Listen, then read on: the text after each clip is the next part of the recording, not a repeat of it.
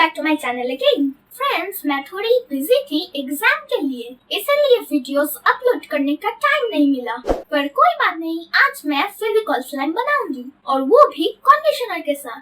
ये एक्सपेरिमेंट इस चैनल पर न्यू है और ये बहुत मजा आएगा बनाने में। तो ज्यादा वक्त ना लेते हुए चलिए दिखाते हैं फेविकॉल स्लाइम कैसे बनाते हैं।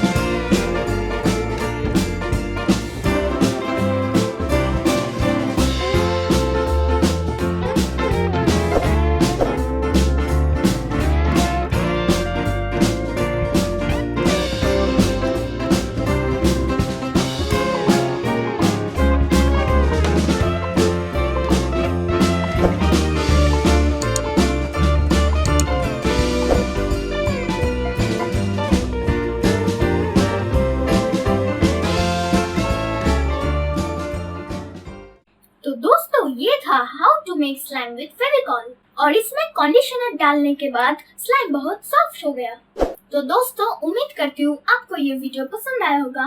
अगर पसंद आया तो लाइक, कमेंट और सब्सक्राइब जरूर करना।